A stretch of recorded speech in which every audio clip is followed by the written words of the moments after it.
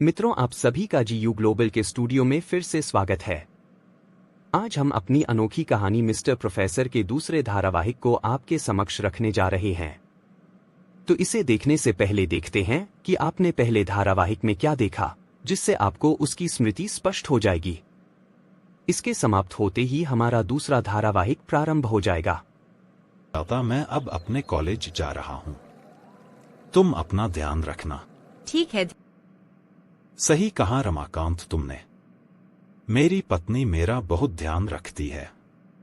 अच्छा, मैं अपनी क्लास में जा। बच्चों, आज का हमारा विषय है फिजिक्स के कुछ नियम जो हम पढ़ते हैं। आज हम यह जानेंगे कि फिजिक्स के नियमों के वास्तविक आविष्कारक कौन हैं। इस कड़ी में हमारा पहला बिंदु है गति के 3 नियम। बच्चों, अगली कक्षा में अगले विषय के साथ फिर मिलेंगे। सुरेश, तुम कहां से यह सब सूचनाओं को लाते हो जो बच्चे तुमसे बहुत प्रसन्न रहते हैं? भाई रमाकांत, मैं अधिकांश अपने भारतीय प्राचीन ग्रंथों को पढ़ता रहता हूँ, जिनमें आप बहुत अच्छे हैं जो मेरा इतना ध्यान रखते हैं। नहीं सुजाता, वास्तव में मेरे जीवन को आपने बदल दिया है, जो आज मैं बहुत अच्छा अनुभव करता हूँ। रमा आ जाती हूँ। सुजाता, कैसा लगा आपको यह स्थान? मैं अधिकांश रमाकांत के साथ यहाँ आता हूँ। बहुत साफ सुथरा और शांत वातावरण है यहाँ का। आप ठीक कहते हैं, बहुत अच्छा स्थान है और यहाँ पर लोग भी बहुत अच्छे दिख रहे हैं। कहो, क्या खाने की इच्छा है? आज की शाम केवल आपके नाम आता हूँ। आपके स्नातक का कौन सा विषय आपको प्रिय था? जी, मैंने तो कला स्नातक किया है और मुझे भारतीय इतिहास में बहुत अधिक आनंद मिलता था। मैंने अपनी पारंपरिक पढ़ाई में उतनी रुचि नहीं ली। उनको तो केवल मैं परीक्षा के लिए ही पढ़ती थी। मैंने शुद्ध भारतीय इतिहास को पढ़ने में अधिक ध्यान दिया। अनुभूति होगी। जी, सही कहा आपने। यहाँ का सूप बहुत स्वादिष्ट है। मुझे भी अच्छा लगा। सबसे बड़ी बात यह है कि यहाँ के वर्कर का स्वभाव शिष्टाचार से भरा हुआ है। मेरी माने बहुत कम ही ऐसे सज्जन हैं जो ऐसी सेवा के लिए सोचते हैं। अच्छा, यह बताएं कि गांव में और कौन कौन रहता है? गांव में मेरे बड़े पिताजी, मेरे दादाजी और बहुत बड़ा परिवार रहता है। एक काम करेंगे कि जब भी मेरी लंबी छुट्टी होगी, मैं आपके साथ आपके घर चलूंगा और माताजी और पिताजी को घुमाने ले चलेंगे। जी, बहुत सुंदर विचार है आपका। मैं भी यही चाहती हूँ कि जिस समय तक हमारे पास कोई विशेष दायित्व नहीं आता है, हम अपने माता पिताजी, चाहें वे मेरे हों चाहें वह आपके, उनसे मिलते रहें और उनके लिए जो उनको पसंद हो उसके अनुसार कुछ करते रहें। सुजाता, अच्छा यह बताओ कि आपके परिवार में और कितने लोग हैं? मेरे अपने परिवार में मेरे पिताजी, माताजी, भाई, भाभी, श्रीकांत और रश्मि हैं। अरे वाह! तो जब भी वे आते हैं तो उनको अपने घर पर अवश्य बुलाना। विवाह से पूर्व हम केवल कुछ ही बातों को जान पाते हैं और लगता है कि कितना जान गए हैं। थक गया हूँ, अब सोना चाहता हूँ। जी, आप सो जाएं, मुझे कुछ अपना कार्य समाप्त करना है। ठीक है सुजाता, शुभ रात्रि। अब देखते हैं आगे। अच्छा सुजाता, मैं अब कॉलेज चलता हूँ। अपना ध्यान रखना। यदि किसी भी वस्तु की आवश्यकता हो तो प्लीज मुझे संदेश भेज देना। हो सकता है आज लता भाभी आपसे मिलने आए। सुबह रमाकांत का फोन आया था, कह रहा था कि उसकी पत्नी यहाँ पर आना चाहती है। मैंने अपनी सहमति उसे व्यक्त कर दी। आप उनसे बात करना, बहुत अच्छा लगेगा। जी ठीक है, ध्यान से जाइएगा, मुझे उनसे मिलकर अच्छा लगेगा। आप निश्चिंत होकर अपने कॉलेज जाएं। आज कुछ शीघ्र ही कॉलेज पहुंचने का प्रयास करता हूं। बच्चों से कुछ प्रश्न पूछने हैं और उनके बुद्धिबल का पता लगाना है। प्रश्न तैयार भी करने हैं। मैंने यदि अपनी डायरी कल रख ली होती तो शीघ्रता करने की आवश्यकता नहीं पड़ती। चलो, जब कल भूल ही गया था तो आज प्रश्न बना लूंगा और आगे से ध्यान भी रखूंगा। ओह बोलो सुरेश, आज बहुत शीघ्र ही कॉलेज आ गए, क्या बात है? रमाकांत भाई, मैंने कल अपनी डायरी अपने कमरे में ही छोड़ दी थी, जिसको मैं अपने हर कार्य के लिए उपयोग करता हूँ। बिना उसके घर पर भी कोई काम करना असंभव सा होता है। चलो अच्छा है, इसी बहाने तुमसे भेंट हो गई। चलो मैं अपनी क्लास में जा रहा हूँ। और हाँ, दोपहर को लता तुम्हारे घर पर जाएगी। हाँ, मैंने सुजाता को यह कह दिया है, तुम चिंता मत करो। अरे पांडे जी, आप, मुझे तो विश्वास ही नहीं हो रहा है। तिवारी जी, अरे यह तो आनंद की बात है, आज आप भी इतनी शीघ्र आ गए हैं। क्या बात है, कुछ विशेष? नहीं पांडे जी, ऐसा कुछ नहीं है। कुछ नोट्स बनाने हैं। मैंने तो यह सोचा कॉलेज में ही चलकर बना लेता हूँ। आप तो जानते ही है कि घर पर कोई भी काम करना कितना कठिन है। जी सही कहा आपने तिवारी जी। आपका तो परिवार भी बहुत बड़ा है और आपके निवास पर आपके संबंधी भी बहुत आते हैं। चलिए आप अपने नोट्स बना लें, मैं अपना काम कर लेता हूँ। पांडे जी, आपका विवाह हुआ परंतु मैं उसमें सम्मिलित नहीं हो पाया, उसके लिए मैं क्षमा चाहता हूँ। जिस दिन आपका विवाह था, मेरी भतीजी का भी उसी दिन ही विवाह था। कोई बात नहीं तिवारी जी, मुझे यह बात पता चल गई थी रमाकांत जी से। परंतु आपको मैं आपके परिवार के साथ अपने निवास पर निमंत्रण दे रहा हूं कि आप अपनी भाभी जी से भेंट भी करें और हमारे निवास का सम्मान भी बढ़ाएं। जी अवश्य, समय मिलने पर शीघ्र ही आपके निवास पर मैं अपने परिवार के साथ आ जाऊंगा। अरे पांडे सर, आप कब आए पता ही नहीं चला। जॉनी बस अभी ही आया हूं। क्या मेरे लिए एक चाय और समोसा ला सकते हो? जी अभी लाया सर, आप अपना काम कीजिए। बहुत सारा काम जब एक साथ करने की सोचते हैं तो मानसिक संतुलन बनाना बहुत कठिन हो जाता है, परंतु ऐसे में ही धैर्य रखना चाहिए। चलो अपने प्रश्नों को तैयार कर लेता हूं। लतिका बेटी कैसी हो? पांडे सर नमस्कार। जी मैं अच्छी हूँ, धन्यवाद। आपकी पढ़ाई ठीक चल रही है लतिका? यदि आपको किसी भी प्रकार की कोई परेशानी आए तो मुझसे पूछ लेना। जी सर, आपका स्वभाव हम सभी जानते हैं, धन्यवाद। आपके दर्शन ही यदि मिल जाए तो हमारे भीतर उत्साह आ जाता है। सर आप लाइब्रेरी में आए हैं, क्या मैं आपकी कुछ सहायता कर सकती हूँ? नहीं लतिका, धन्यवाद। मैं यहाँ पर एक पुस्तक को वापस करने आया हूँ। आप अपना कार्य कर लें। जी सर, नमस्कार। माथुर जी नमस्कार। कैसे हैं आप? घर में सब कैसे हैं? आपकी माताजी का स्वास्थ्य अब कैसा है? पांडे जी नमस्कार, मैं तो बहुत अच्छा हूँ, धन्यवाद। मेरी माताजी अब पहले से स्वस्थ हैं। पहले तो आपको आपके विवाह की बहुत बहुत बधाई। मैं आपके विवाह में आया था और बहुत आनंदित अनुभव किया मैंने। सारा प्रबंध बेहद अच्छा था। धन्यवाद माथुर जी। यह सब परमेश्वर की असीम कृपा है और आप सभी प्रेमी साथियों की प्रार्थना का प्रभाव भी है। सब कुछ बहुत शीघ्रता में हुआ परंतु बहुत अच्छा हुआ। आप मेरे विवाह में आए इसके लिए मैं आपका हृदय से आभारी हूँ। पांडे जी कैसी बात करते हैं, भला आपकी शादी में हम क्यों ना आते। आपका स्नेह हम सभी पर इतना है कि हम तो इस दिन की बहुत समय से प्रतीक्षा कर रहे थे। आज आप लाइब्रेरी में आए हैं, क्या मैं आपकी कुछ सहायता कर सकता हूँ? जी, मैं आपसे ही मिलने आया था। मैंने पिछले सप्ताह एक जनरल लाइब्रेरी से लिया था, उसको ही वापस जमा करना है। जी आप निश्चिंत हो जाएं। आप मुझे इसे दे दें, मैं इसको इसके यथा योग्य स्थान पर रख दूंगा। और कोई सेवा मेरे लिए सर? नहीं धन्यवाद। अपनी माताजी को मेरा प्रणाम कहिएगा। आपसे बाद में मिलता हूं। मेरी क्लास का समय हो गया है। जी सर, नमस्कार। क्या आप नए आए हैं इस कॉलेज में? जी, कल ही से मैंने आना प्रारंभ किया है। पहले किस कॉलेज में थे और यहाँ पर क्यों आना हुआ? मैं पहले कोलकाता में पढ़ता था। पिताजी रेलवे में हैं और उनका इस शहर में ट्रांसफर हो गया है, इसलिए मैंने यह कॉलेज ज्वाइन किया है। कैसा लगा आपको यह कॉलेज? बहुत अच्छा।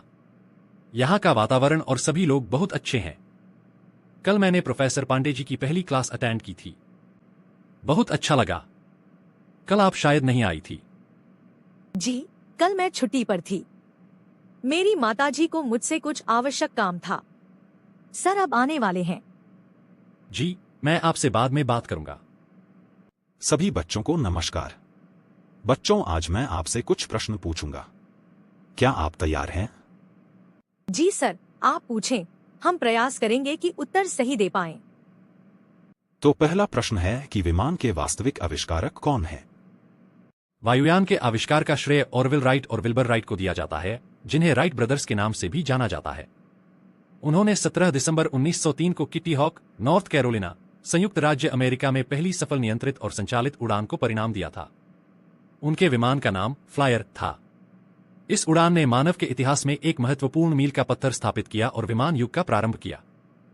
बहुत सुंदर कैलाश, परंतु यदि मैं आपको यह कहूं कि विमान को बेहद पहले ही भारत में सफल परीक्षण के साथ प्रस्तुत कर दिया गया था तो आप शायद आश्चर्यचकित हो सकते हैं। भारत में यह कार्य बहुत पहले हो चुका था। वायुयान के भारतीय मूल के पहले आविष्कार का श्रेय शिवकर बापूजी तलपड़े को दिया जाता है। ऐसा कहा जाता है कि उन्होंने 1895 में मुंबई के चौपाटी समुद्र तट पर मरुत्सखा नामक एक विमान का सफल परीक्षण किया था। यह दावा किया जाता है कि उनके विमान ने 1500 फीट की ऊंचाई तक उड़ान भरी थी। अच्छा सर, यह तो हमारे लिए एक नई जानकारी है। परमाणु अर्थात एटम के विषय में हमें सबसे पहले किसने बताया था? सर, यह तो आप ही बताएं। अणु और परमाणु दोनों शब्दों का उपयोग सूक्ष्मतम कणों के संदर्भ में किया जाता है, लेकिन उनका अर्थ और संदर्भ अलग अलग है। अणु अर्थात मॉलिक्यूल दो या दो से अधिक परमाणुओं का एक समूह होता है जो रासायनिक बंधनों से जुड़े होते हैं। अणु पदार्थ की सबसे छोटी इकाई होती है जो रासायनिक गुणों को बनाए रखती है। उदाहरण के रूप में पानी का अणु HO 2 हाइड्रोजन परमाणुओं और एक ऑक्सीजन परमाणु से मिलकर बना होता है। परमाणु अर्थात एटम किसी तत्व का सबसे छोटा कण होता है जो रासायनिक अभिक्रियाओं में भाग ले सकता है और तत्व के गुणों को प्रदर्शित करता है। परमाणु में प्रोटॉन, न्यूट्रॉन और इलेक्ट्रॉन होते हैं। उदाहरण के तौर पर हाइड्रोजन, ऑक्सीजन, कार्बन आदि के परमाणु। सर, आपने आज तो हमें प्रश्नोत्तरी के माध्यम से बहुत कुछ नया सिखा दिया है। Thank you so much sir. It's okay students, अब हम लोग कल एक नवीन विषय पर चर्चा करेंगे। आप सभी इस विषय को अपने घर पर दोहरा लेना। हे रश्मि, मैं तुम्हें ही खोज रहा था। Kailash, good to see you here. Please यहाँ बैठ जाओ। धन्यवाद रश्मि, यहाँ की कैंटीन तो बहुत अच्छी है। हाँ कैलाश, हमारे प्रिंसिपल जी ने इसे विशेष तौर पर अपनी देख रेख में बनवाया है। प्रोफेसर पाठक, हाँ मैं उनसे मिला हूँ। बहुत अच्छे व्यक्ति हैं। बच्चों के लिए बहुत सोचते हैं और उनकी मदद भी करते हैं। मुझे उन्होंने अपनी विशेष पावर से यहाँ पर दाखिला दिया है, क्योंकि इस समय किसी भी कॉलेज में दाखिला मिलना लगभग असंभव सी बात है। परंतु उनको मेरे पिताजी ने जब अपनी समस्या बताई तो उन्होंने यह कहा कि मैं एक ही शर्त पर कैलाश को इस कॉलेज में प्रवेश दे सकता हूँ, यदि यह इस बात का आश्वासन दे कि मन लगाकर पढ़ेगा और कॉलेज की गरिमा को कोई आंच नहीं आने देगा। हाँ कैलाश, मेरे साथ भी कुछ ऐसे ही उन्होंने सहयोग किया था। अच्छा बताओ, क्या खाओगे? समोसा और साथ में नींबू पानी। ठीक है, मैं लेकर आती हूँ। क्या मैं भी चलूं? नहीं, मैं ले आऊंगी, तुम यहीं बैठो। रश्मि कितनी अच्छी है, मेरे साथ कितना सहयोग कर रही है। अरे जोसेफ, क्या तुम हमारे लिए 2 नींबू पानी गिलास और 2 समोसे ला सकते हो? जी दीदी, अभी लाता हूँ। तो कैलाश, यह बताओ कि तुमको पढ़ाई के साथ क्या करना पसंद है? रश्मि, सही कहूँ तो मुझे घूमना और किताबें पढ़ना बहुत अच्छा लगता है। किताबें किस प्रकार की? भारतीय प्राचीन इतिहास और हमारे धार्मिक ग्रंथ। बहुत सुंदर, तुम्हारी और मेरी रुचि एक जैसी है। बहुत आनंद आएगा जब हम एक साथ ऐसी ही किताबें पढ़ेंगे। क्या नहीं? दीदी, आपके लिए 2 नींबू पानी गिलास और 2 समोसे। ठीक है, रख दो। धन्यवाद। कैलाश, अब हमारी कॉलेज की कैंटीन का समोसा खाकर देखो। यहाँ पर बहुत ही सफाई से भोजन बनाया जाता है। हाँ, यह दिख रहा है और वास्तव में समोसा बहुत स्वादिष्ट है। शीघ्र खाते हैं, अगली क्लास का समय हो रहा है। ठीक है। रुकिए, आ रही हूँ। जी कहे, आप कौन? नमस्कार सुजाता, मैं लता हूँ, रमाकांत जी की पत्नी। ओहो लता जी, नमस्कार, स्वागत है आपका। मैं आपकी ही प्रतीक्षा कर रही थी। इन्होंने बताया था कि आप आने वाली हैं। कृपया हमारे निवास के भीतर पधारें और उसका सामान बढ़ाएं।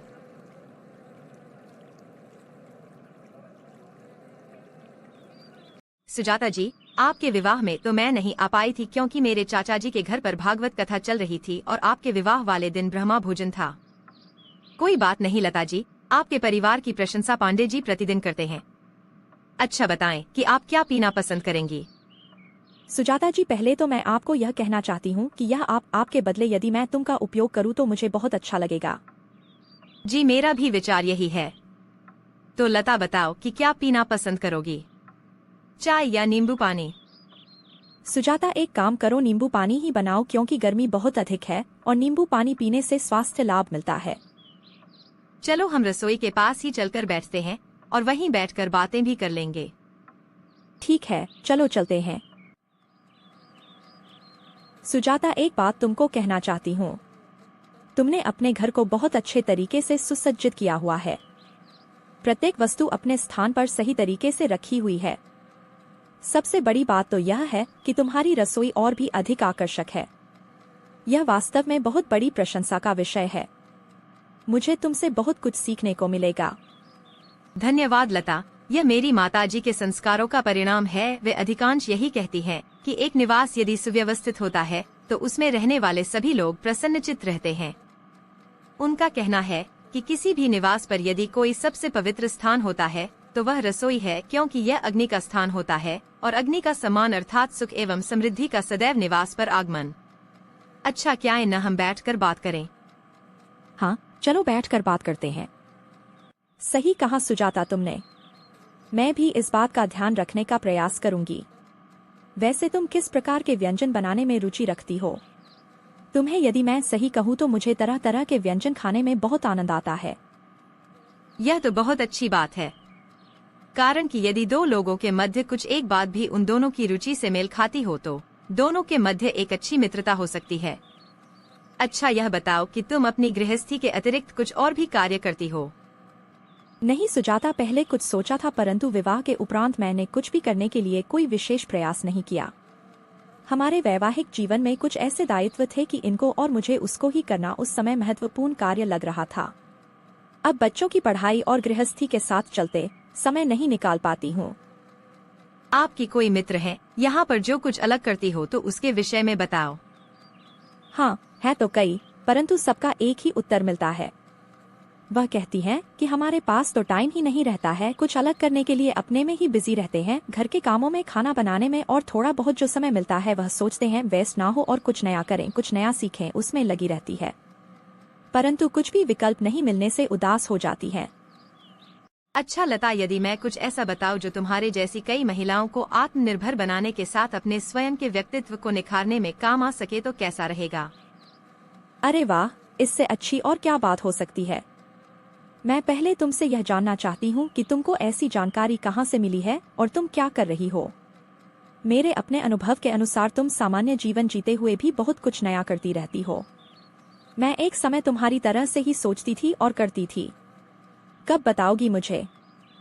कल हम बैठेंगे और मैं तुमको अपने कार्य के विषय में सारी जानकारी प्रदान करूंगी। अच्छा ठीक है, मैं कल किस समय आ जाऊं? या फिर तुम आओगी? मैं अभी इस स्थान पर नई हूँ तो मैं अभी नहीं आ पाऊंगी। एक बार तुम्हारे साथ चलकर तुम्हारा घर देख लूंगी, उसके उपरांत मैं भी आने के लिए स्वयं को तैयार कर लूंगी। ठीक है सुजाता, समय बहुत हो गया है। इनके भी कॉलेज से आने का समय हो गया है। मैं अभी चलती हूँ, कल आऊंगी इसी समय पर। बहुत अच्छा लगा तुमसे मिलकर। मुझे भी बहुत आनंद आया। चलो कल मिलते हैं।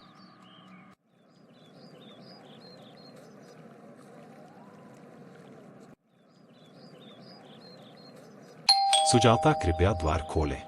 जी अभी आई। अरे आप आ गए, कृपया अंदर आएं।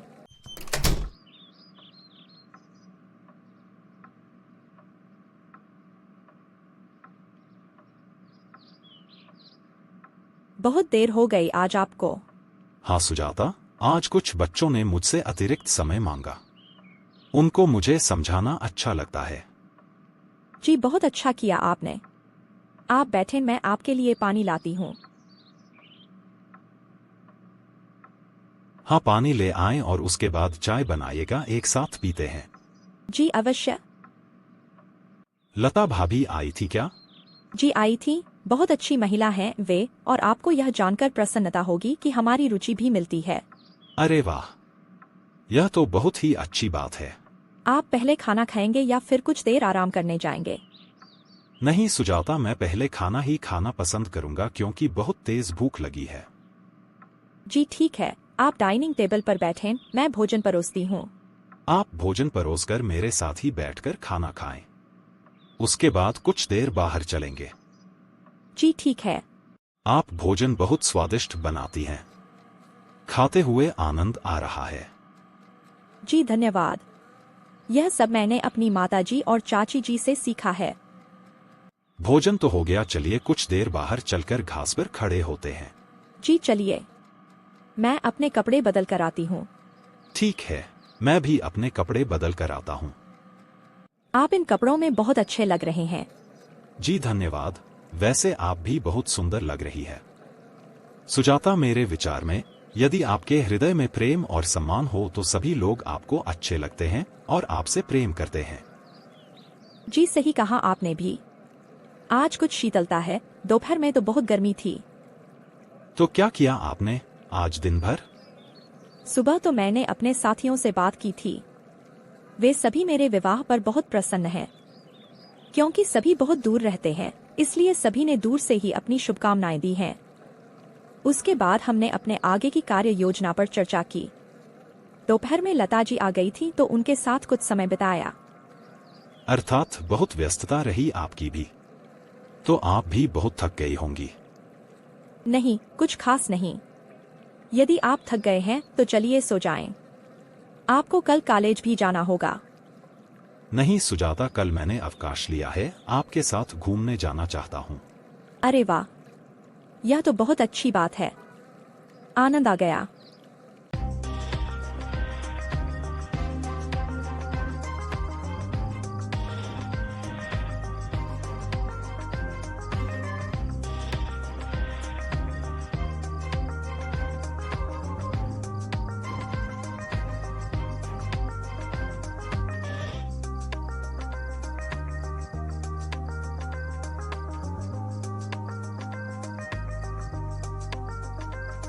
तो कैसा लगा आपको?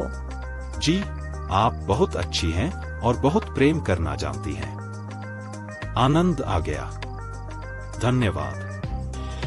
जी धन्यवाद। चलिए आप सो जाएं, मैं भी सोने जा रही हूँ। कल मिलते हैं।